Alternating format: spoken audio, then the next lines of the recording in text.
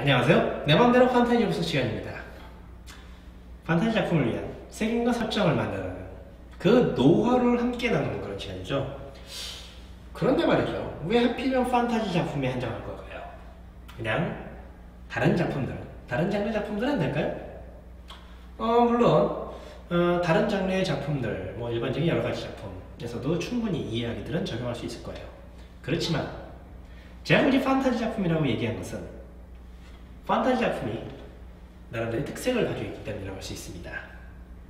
판타지라는 것은 신비한 일이 일어나는 그런 작품을 가리켜요. 신비라는 말을 백과사전에서 찾아보면 이렇게 되어 있습니다. 어떤 일이나 상상이 이성적으로나 상식적으로 설명할 수 없을 만큼 신기하고도 묘함. 그러니까 판타지 작품에서는 뭔지 모르겠지만 설명하기 어려운 어떤 신비하고 묘한 일들이 벌어진다고 볼 수 있겠는 거죠. 그처럼 판타지 작품에서는 분명히 신기하고 설명하기 어려운 어떤 일이 일어나는 건 사실이에요. 그리고 그것이 이야기의 설정에, 세계관에 굉장히 중점을 이룬 것도 사실입니다. 바로 그러한 점을 통해서 이야기를 만들어내기 좋다는 것이 바로 판타지 작품이기도 하고요. 그렇지만 여기서 한 가지 생각할 게 있습니다. 설사 그 설정 자체가 상식이나 이성으로 설명할 수 없을 만큼 신기하더라도 그럼에도 불구하고 사람들은 그것들을 납득할 수 있게 만들어줘야 하는 거예요. 가령 소설이라면 독자들이, 영화라면 관객들이, 그리고 게임이라면 플레이어들이 그러한 내용을 보면서 고개를 끄덕이고 납득할 수 있게 해줘야만 하는 것입니다.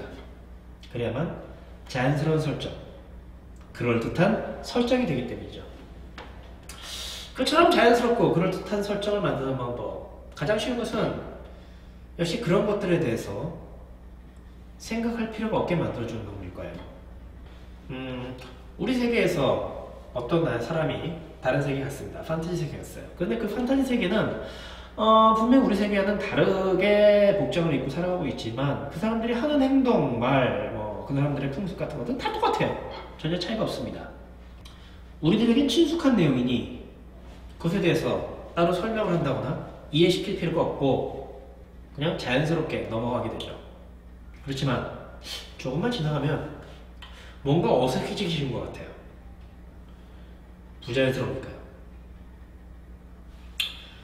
분명히 그 세계는 우리 세계와는 다릅니다.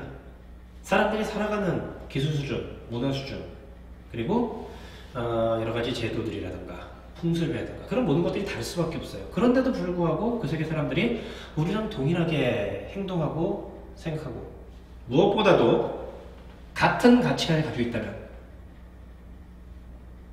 어딘지 코스튬 플레이처럼 보일 것 같은 느낌이 들어요. 그리고 그 설정들이 그냥 장식으로만 느껴지고 이야기에서 중요한 역할을 안 한 것처럼 어색하게 볼 수도 있겠죠. 스파이더맨 홈커밍이라는 작품을 보게 되면요, 상당히 재밌는 점이 나옵니다. 뭐냐면 그 세계 사람들은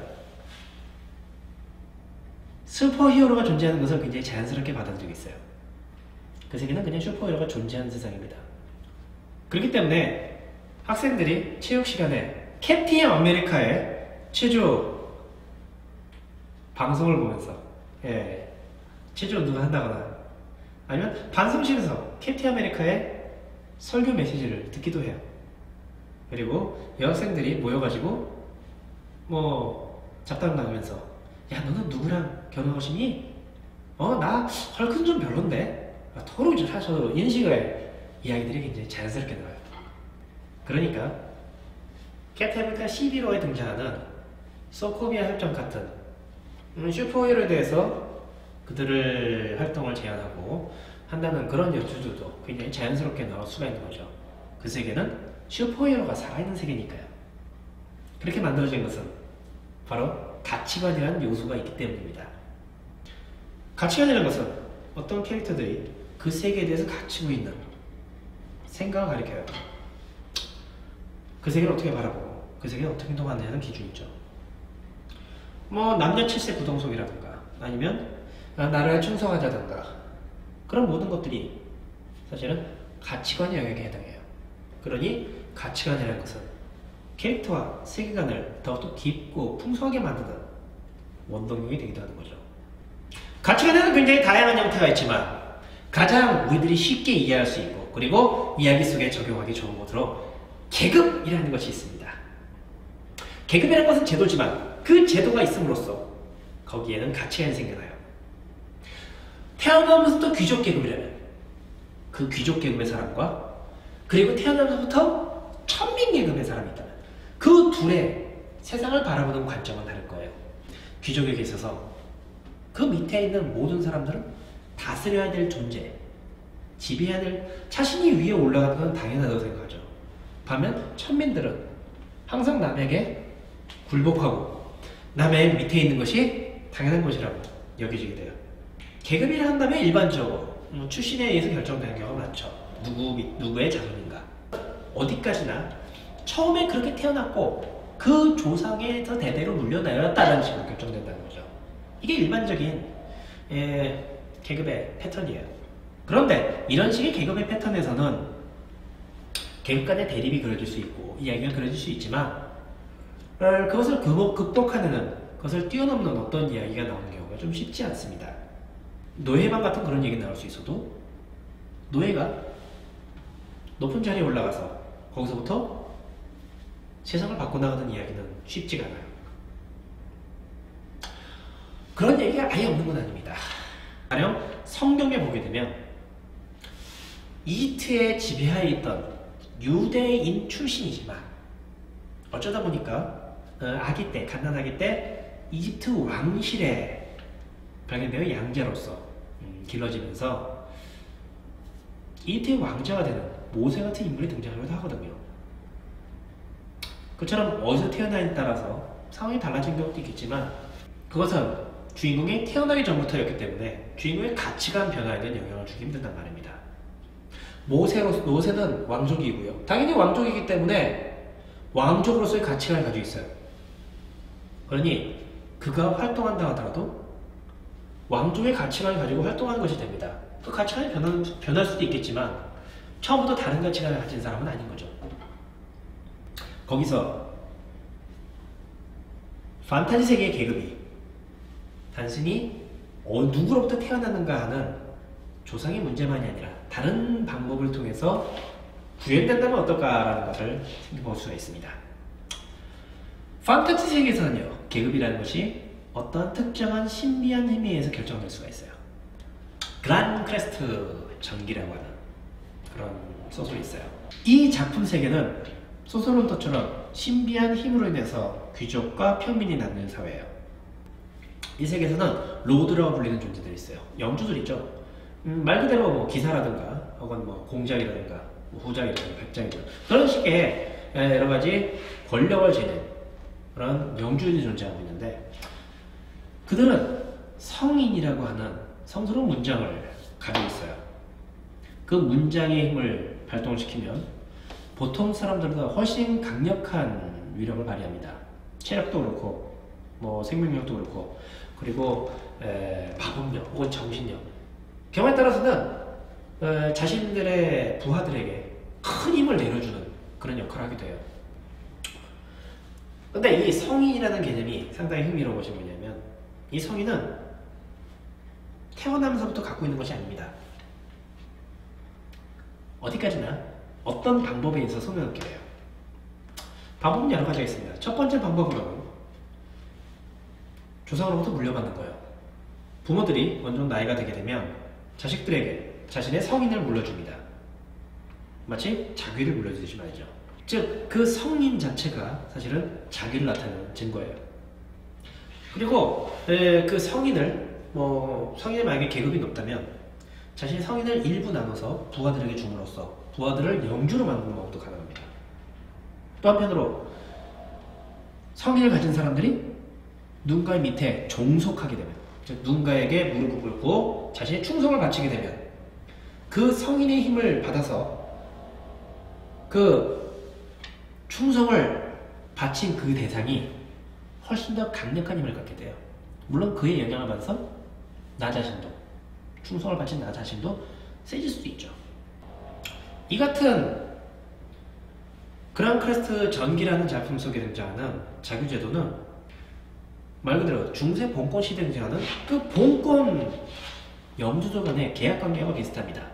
하지만 이 성인이라 불리는 아주 특수한 힘이 존재하고 있고 그로 인해서 계급들이 결정되기 때문에 일반적인 중세시대와는 확연하게 다른 이야기가 펼쳐지게 돼요.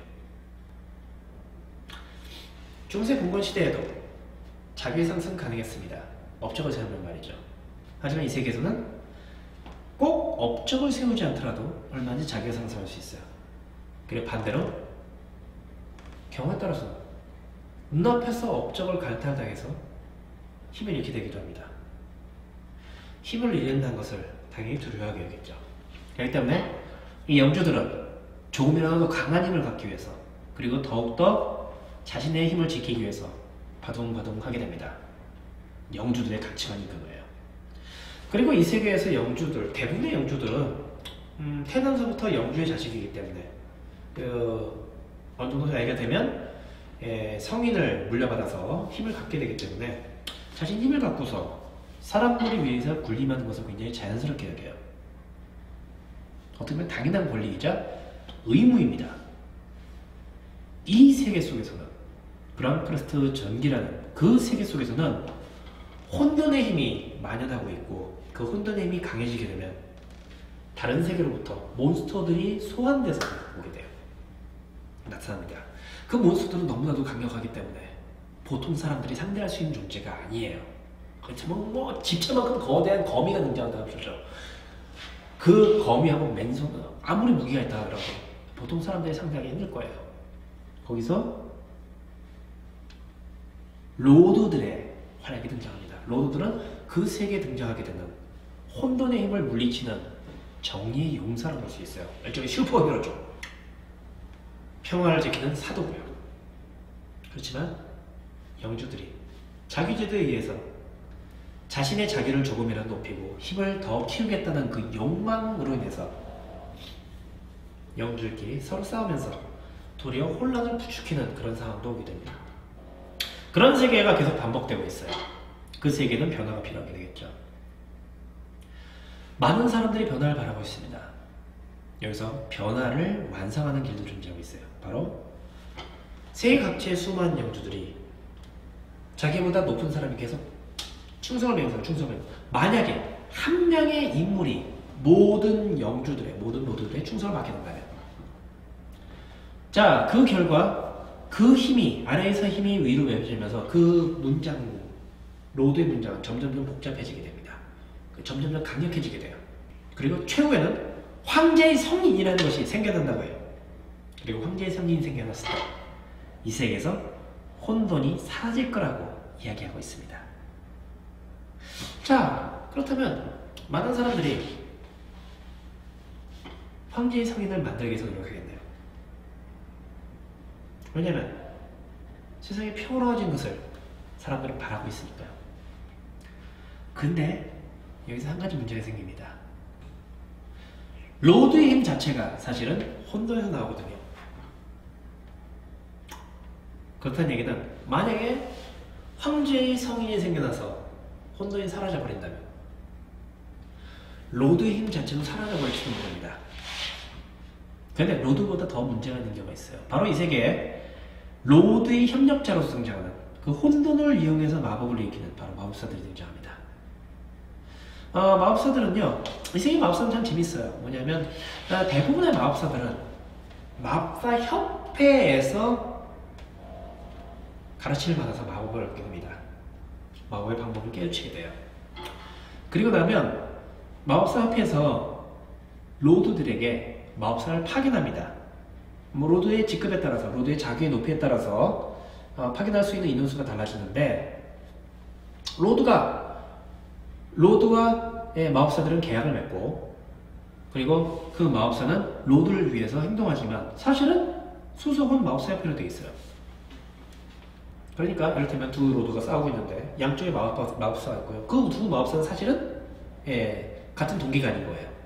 그리고 서로 간에 연락을 하면서 할 수 있고, 그래서 이 마법사의 존재가 어떤 면에서 전쟁을 일어나는 걸 막고 평화를 유지하는 느낌도 있습니다. 마법사 협회의 목적 중에 하나가 이 세상 속에서 혼돈을 물리친다는 거예요. 하지만 그걸 위해서 혼돈을 이용해서 마법을 사용해야 돼요. 다시 말해, 황제의 문장이 생겨서 이 세계에서 혼돈의 힘이 사라진다면 마법사들도 마법을 쓸 수 없게 됩니다. 이 세계에서 군림하고 있던 로드라는 계급 그리고 마법사라는 계급, 이 두 계급이 동시에 사라져버리는 결과를 낳게 되죠. 슈퍼맨이 클립톤 나이트로 인해서 하늘을 날지 못하게 됐을 때 과연 어떤 기분일까요? 그런 기분을 로드도 마법사도 맛보고 싶지 않을 겁니다. 세상이 평화로워지기를 바라는 마음의 한편에 자신들의 힘을 잃으면 안 된다는 그런 마음도 있어요. 이야기의 시작에서 황제 성인이 태어날 수 있는 그런 이야기부터 시작합니다. 이 세계는 크게 두 개의 세력이 있어요. 동맹이라는 세력과 그리고 연합이라는 세력이 있습니다. 둘이 대립하고 있는데 그 두 세력의 대표들이 자신들의 자식을 서로 결혼시키는 겁니다. 자식들도 서로 사랑하게 돼요. 자, 둘이 결혼해서 아이가 태어나면 그에게 문장을 물려주게 되면 황제의 성인은 자연스럽게 탄생하게 되겠죠. 그럼 세상은 평화로워질 거예요. 그런데 그 결혼식 당일 눈앞에서 강력한 악마가 출현하고 그 대표 영주들 둘이 다 죽게 됩니다. 그 결과 결혼은 무산돼 버리고 둘이 서로 대립하는 상황에 놓이게 돼요. 사실은 그 배후에는 마법사 협회가 존재하고 있는 것입니다. 마법이라는 걸 사용할 수 있는 그 힘으로 인해서 마법사라는 계급을 얻게 된 이들이기 때문에 어떤 면에서는 원래 힘이 없었다가 힘을 갖게 된 존재들이기 때문에 그 힘을 잃는 것을 더욱더 두려워하고 걱정하는 것이기 모릅니다. 태어나면서부터 지배자였고 로드로서 군림하던 인물들이 가지고 있는 가치관과 처음에는 힘이 없었지만 마법을 얻어먹어서 마법사로서 활동하게 된 인물들의 가치관을 할 수밖에 없기 때문이죠. 그래서 글람 크레스트 전기라는 이름 그대로 이 세계에서는 전쟁이 끊임없는데요. 영주들, 로드끼리의 싸움도 있지만 동시에 마법사 협회의 음모와의 싸움도 같이 존재하고 있어요. 이 상황 속에서 주인공이 등장합니다. 주인공은요, 신참 로드예요. 자, 이 세계 속에서 로드의 힘을 얻을 수 있는 방법이 또 하나 있습니다. 바로 로드들은 힘은 혼돈으로부터 온다고 그랬는데 그 혼돈의 결정체인 몬스터를 물리치게 되고 그 몬스터가 죽은 뒤에 남은 혼돈 핵이라는 존재를 빨아들이면 그러면 경우에 따라서 성인을 얻고 로드가 될 수 있어요. 주인공은 원래 평민이었지만 몬스터를 물리침으로써 성인을 얻고 힘을 갖게 된 인물입니다.